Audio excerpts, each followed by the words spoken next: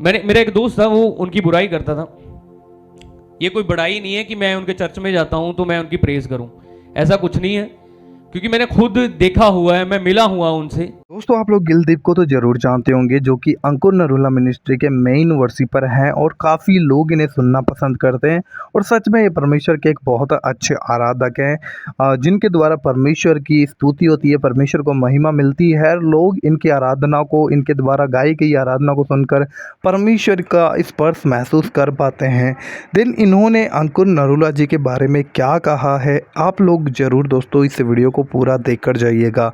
देखिए आप लोग जानते हैं कि बहुत से लोग हैं जो किस तरीके से मसीहत को टारगेट करते हैं, परमेश्वर के दासों को टारगेट करते हैं, लेकिन एक्चुअली में जब इनकी बातें आप लोग सुनोगे तो आप लोग बहुत हैरान होने वाले हो। देन इतना ही आप लोगों को कहना चाहूँगा कि आप लोग बिना स्किप करे इस वीडियो को पूरा देखिएगा। और हमारे इस चैनल पर पहली बार पहुँचे हो, ज़रूर आप हमारे इस चैनल को सब्सक्राइब करके इस वीडियो को ज़्यादा से ज़्यादा शेयर कीजिएगा। आइए अब हम इस वीडियो को देखते हैं। और आप सब जानते हो कि मैं जलंधर में खामरा चर्च में वर्शिप करता हूं, जहां पे मेरे स्पिरिचुअल फादर अपोस्टल अंकुर यूसुफ नरूला जी, जो प्रभु की महिमा के लिए जो बड़े काम कर रहे हैं पूरी दुनिया में, अब खुदा उन्हें यूज कर रहे हैं। जोर से तारीफ करें परमेश्वर के दास के लिए, हमारे स्पिरिचुअल फादर और मदर के लिए। मेरा जीवन बदला है उनकी टेस्टमनी को देख के, क्योंकि मैं भी एक ऐसा ही व्यक्ति था कि जो पास्टर लोगों को गलत बोलता था, मैं क्रिश्चियन लोगों को मैं गलत बोलता था। और आज मुझे नहीं पता था कि परमेश्वर, बाइबल कहती है कि जगत के मूर्खों को, तुच्छों को मैंने चुन लिया ताकि मैं बुद्धिमानों को लज्जित कर सकूं। हालेलुया।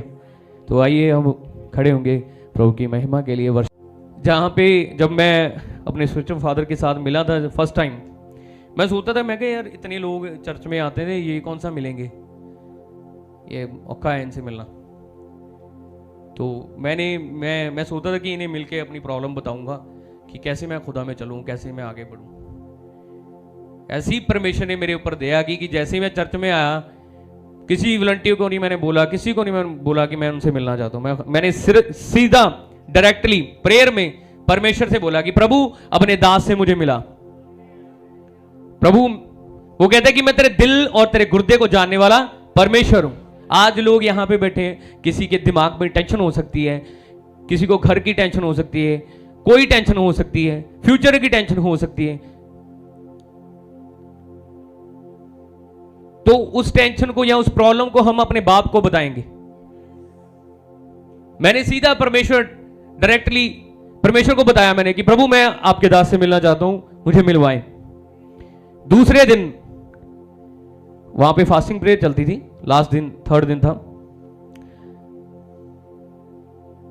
शैतान भी बहुत चालाक है, वो कहता है कि इसको आगे नहीं बढ़ने दूंगा, मैं अड़चने डालने की कोशिश करता, लेकिन उसको यही नहीं पता कि परमेश्वर ने हमें उसके ऊपर अधिकार दिया है। हालेलुया। तू सिंह और नाग को कुचलेगा, तो जवान सिंह और अजगर को लताड़ेगा। हालेलुया। शैतान हमारे पैरों के नीचे है। हालेलुया। हम वचनों के साथ उसको हरा सकते हैं, वर्शिप के साथ उसको हरा सकते हैं। हालेलुया। आज मैं गाऊंगा पंजाबी सॉन्ग भी, मैं आपके सामने गाऊंगा प्रभु की महिमा के लिए, आप सबको नचा के जाऊंगा और शैतान को अपने पैरों के नीचे रखेंगे। हालेलुया। शैतान को हमें परमेश्वर ने चुना है शैतान को हराने के लिए। वो पहले से ही हारा हुआ है, उसकी हड्डी पसली तो पहले से टूटी हुई है, तो हमने पैरों से उसको चूरा बनाना है उसका। हालेलुया। कितने मेरे जवान भाई बहन यहाँ पे बैठे हुए, मुझे खुशी हो रही है कि वो प्रभु की महिमा के लिए यहाँ पे बैठे हुए हैं। हालेलुया।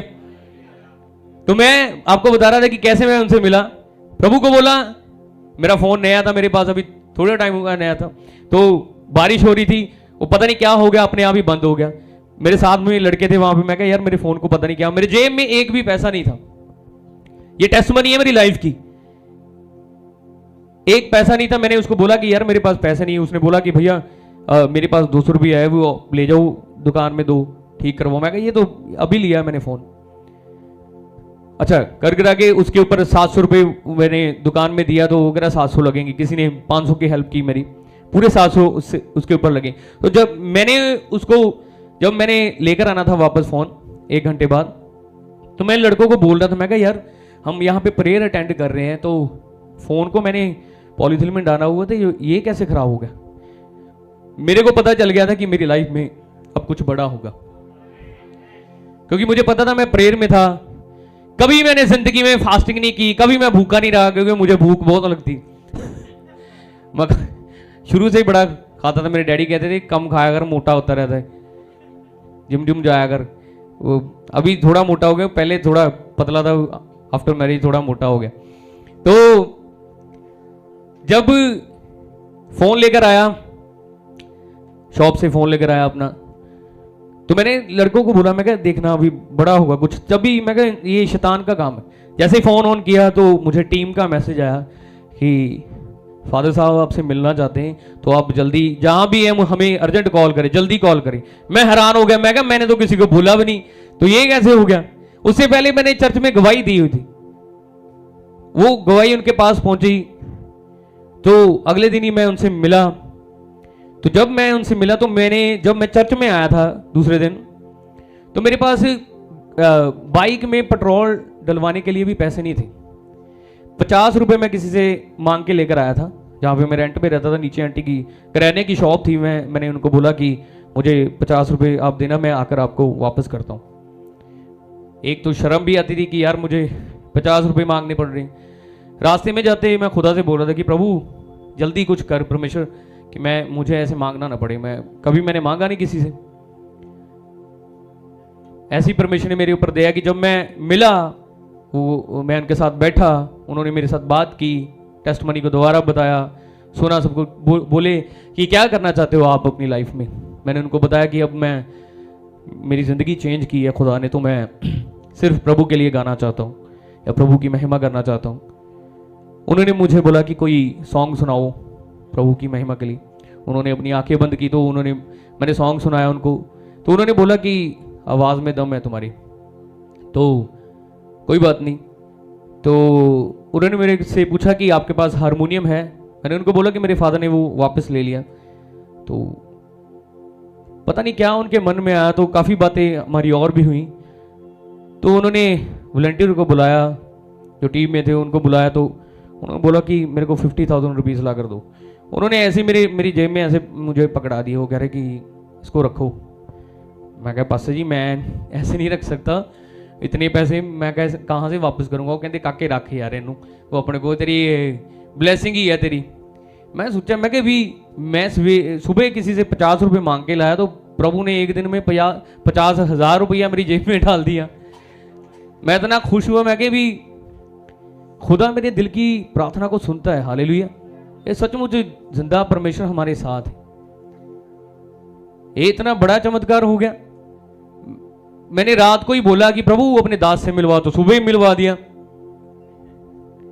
जो अन्य जाति से आते हैं ना प्रभु में, वो जल्दी विश्वास करते हैं, वो बढ़ते भी हैं आगे, क्योंकि वो सही तरीके से चलते हैं। उनको डर होता है परमेश्वर का, उसके वचन का डर होता है उनके अंदर। वो बन भी जाते हैं आगे कुछ जाके, वो हाई लेवल के ऊपर पहुंच भी जाते हैं। खुदा उनका ऑनर करता है। जो परमेश्वर की सेवा करता है तो प्रभु उसका ऑनर भी करता है। पूरी दुनिया में लोग उसका ऑनर करते हैं, उसका आदर करते हैं, अगर हम खुदा को महिमा देते हैं। ये पूरा मंथ पंजाब में मीटिंग्स चलती रही, चर्च की भी मीटिंग्स, बाहर भी मीटिंग्स करता रहा। मैं जब आया मंडे को सुबह, तो मंडे के जब मैं वो पास्टर जी मुझे लेने आए, तो उस टाइम के हम घूम ही रहे थे। मैंने कहा काफ़ी टाइम बाद आया हूँ यहाँ पे। तो उसके बाद फिर पास्टर जी से मिले। इतना कुछ मुझे सीखने को मिला कि खुदा में जब हम चलते हैं तो खुदा कैसे दया करता है अपने लोगों के ऊपर। हालेलुया। तो अपोस्टल जी ने मुझे जाते वक्त उन्होंने मेरे को बोला कि मैं तेरे लिए और की कर सकता। उन्होंने मुझसे पूछा कि मैं तुम्हारे लिए और क्या कर सकता हूँ। मैंने सोचा, मैं कहा इतने बड़े बंदे हैं, प्रभु के दास हैं, वो मुझे खुद पूछ रहे हैं कि मैं तेरे लिए क्या कर सकता हूँ। उन्होंने मुझे बोला कि अगर तुझे किसी और चीज़ की भी ज़रूरत होगी ना, तो मैं ऑलवेज तुम्हारे साथ हूँ, मैं तुम्हारे साथ खड़ा हूँ। मैं फर्स्ट टाइम इनसे मिला हूँ। लोग उनके बारे में बहुत कुछ बोलते थे कि ये सही नहीं है, ऐसे हैं वैसे हैं, लेकिन जब मेरा एक दोस्त था, वो उनकी बुराई करता था। ये कोई बड़ाई नहीं है कि मैं उनके चर्च में जाता हूँ तो मैं उनकी प्रेज करूँ, ऐसा कुछ नहीं है। क्योंकि मैंने खुद देखा हुआ है, मैं मिला हुआ उनसे। तो मैंने अपने दोस्त को बोला, वो मुझे बोला कि तू चर्च में ना जाया कर, उधर वो सही नहीं है। तो मैंने उनको बोला, यार जितनी देर हम किसी बंदे से मिलते नहीं है तो उतनी देर हम कैसे बोल सकते हैं किसी के बारे में। अच्छा, मैं तेरे को जानता हूं, मुझे तेरे बारे में पता है, तू मेरे को जानता है, मैं तेरे साथ रहता हूं, तो मेरे को तुझे मेरे बारे में पता है और दूसरे बंदे को नहीं पता। तो मैं चर्च में आता गया, वो मेरा विरोध करता था। तो जब मैं उनसे मिला अपोस्टल जी से, तो मुझे पता चला कि वो तो बड़े अच्छे हैं, तो ऐसी तो कोई भी बात नहीं है उनके अंदर। कुछ ऐसी बातें मैंने उनको बताई थी कि उन्होंने तो एक शब्द भी नहीं अपने मुंह से निकाला कि यार कोई बात नहीं, तू उन्हें छोड़ दे, ऐसे कर दे। उन्होंने डोंट वरी, वो भी प्रभु के लोग हैं, उन्होंने ऐसे ही बोला, प्रभु खुद देख लेगा। तो जो सच्चा एक मैन ऑफ गॉड होता है, वो किसी के बारे में किसी के खिलाफ नहीं बोलता, वो प्रेज ही करता है, उसको वो कहेगा कोई नहीं, डोंट वरी, प्रभु अपने आप देख लेंगे। क्योंकि न्याय करने वाला सिर्फ एक ही परमेश्वर है, हम कोई नहीं है कि किसी के ऊपर। अभी दोस्तों आप लोगों ने सुना कि गिलदीप ने अंकुर नरोला जी के बारे में क्या कहा कि किस प्रकार का एक सच्चा दास, जो परमेश्वर का दास होता है, वो लोगों की भलाई को ही चाहता है। वो कभी भी लोगों के बुरे हित की कभी नहीं सोचता, वो उनकी भलाई को ही सोचता है और वो हमेशा चाहता है कि परमेश्वर का राज्य बढ़े। देन आपका इस वीडियो के बारे में क्या कहना है, हमें ज़रूर कमेंट बॉक्स में बताइएगा। हमारे चैनल पर पहली बार पहुँचे हो, ज़रूर चैनल को सब्सक्राइब करिए ऐसी और वीडियोज़ देखने के लिए। आशा करता हूँ, दिल से आप लोगों को थैंक्स बोलना चाहूँगा। बाय बाय, जय मसीह की, गॉड ब्लेस यू।